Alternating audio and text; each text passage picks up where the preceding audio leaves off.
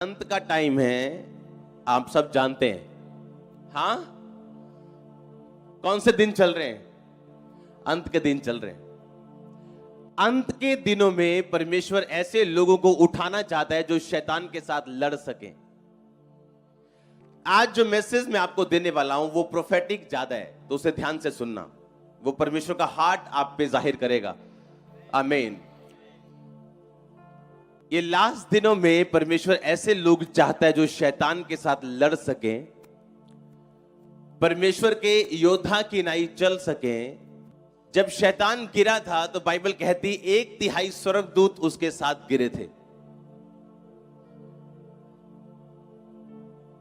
अगर 150 करोड़ स्वर्गदूत बनाया तो 50 करोड़ स्वर्गदूत गिर गए थे शैतान के साथ। और आज भी वो शैतान के साथ मिलकर काम करते हैं कि परमेश्वर तक ना पहुंचने दिया जाए।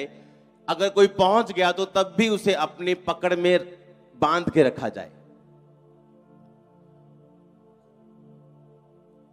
परमेश्वर ने कहा, देखो मैंने तुम्हें सांपों और बिच्छुओं को रौंदने का पूरा अधिकार दिया, उनकी सारी शक्ति पर पूरा अधिकार दिया, किसी वस्तु से तुम्हें कुछ भी हानि नहीं होगी। ये परमेश्वर ने अपने लोगों को बोला कि देखो मैंने तुम्हें सांपों और बिच्छुओं को रौंदने का पूरा अधिकार दिया। देखो का यूनानी मतलब है देखना, लेकिन अपनी आत्मिक आंखों से, अपनी अंदरूनी आंखों से उन चीजों को देखना। जब शैतान ने हवा को भरमाया था, उसने कहा था देख वो फल खाने में कितना मनोहर है। और बाइबल कहती जब हवा ने वो फल देखा, वाकई में उसे वैसा ही मनोहर लगा जैसा शैतान ने बोला था। तो क्या शैतान ने सच कहा था? क्या शैतान सच बोलते हैं?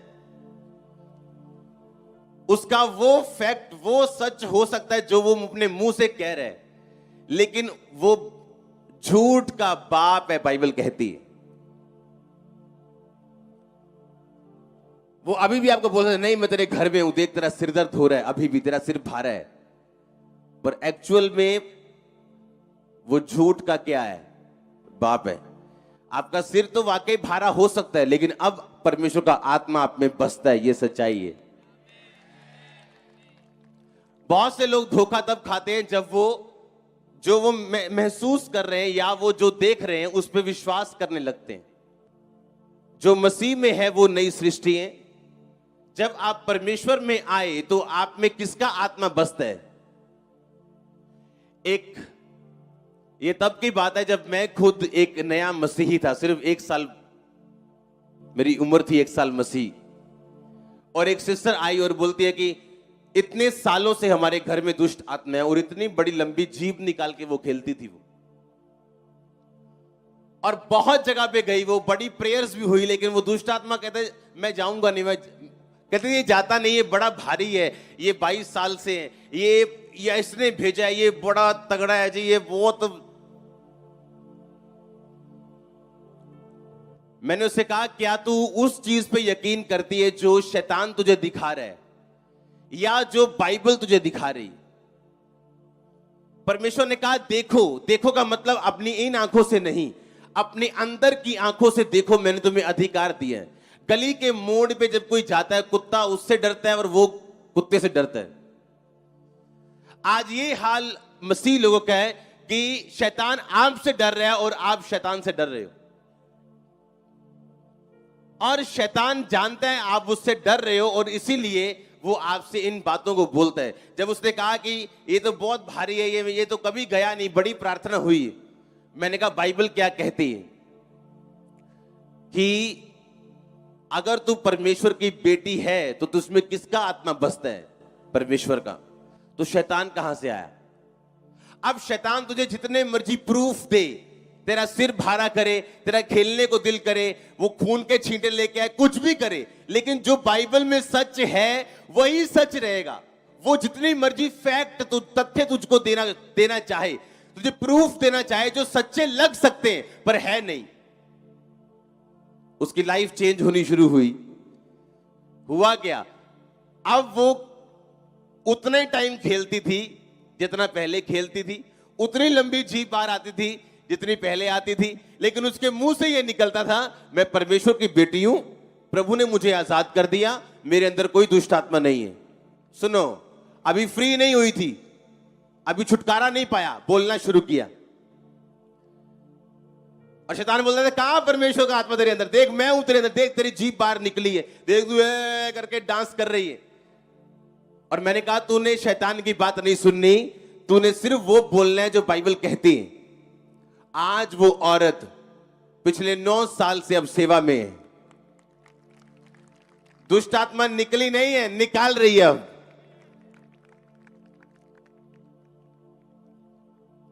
आपको यह पता होना चाहिए, लास्ट टाइम में, इस टाइम में शैतान का काम है लोगों को गिराना, और परमेश्वर ऐसे लोगों को चुनना चाहता है जो शैतान के खिलाफ खड़े हो सके। कई बार आप महसूस करते हैं अटैक को अपने बच्चों के खिलाफ।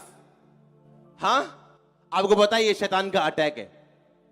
अपने फाइनेंस के खिलाफ आपको पता है ये अटैक है।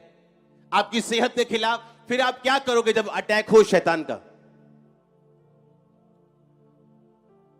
शैतान एक डरपोक क्रिएचर है, जब आप उसका सामना करेंगे बाइबल कहती वो आपसे भागेगा, और जब आप उससे डर जाएंगे वो आपको भगाएगा।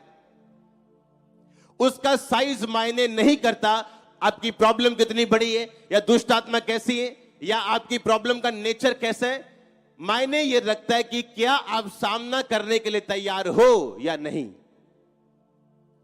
जब दाऊद ने गोलियत को मारा था तो बाइबल कहती वो गोलियत इतना बड़ा था कि दाऊद की पूरी बॉडी का भार उसके भाले के समान होगा, भाला थोड़ा बहुत कम होगा। और लोग उसे बोलते थे कि दाऊद तू अभी बच्चा है, और वो अपने बचपन से योद्धा है, और सबसे ऊंचा और लंबा एक जायंट था, वो एक राक्षस के समान था वो।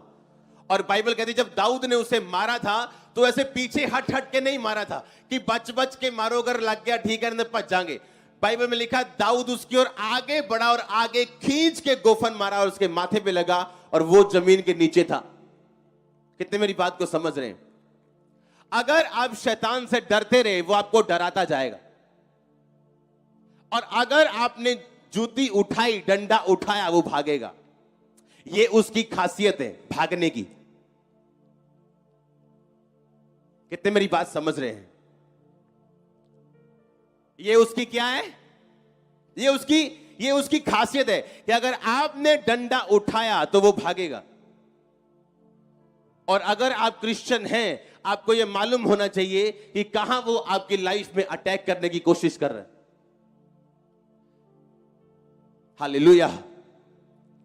और आपको मालूम होना चाहिए कि क्यों वो अटैक कर रहा है, उसके अटैक का कारण क्या है, या उसके अटैक वो क्यों करना चाहता है, उसका रीजन क्या है, उसका प्लान क्या है, और उसके प्लान को खत्म। आप जितने मर्जी खब्बी खानो, आपको रोज चार्जिंग करनी है।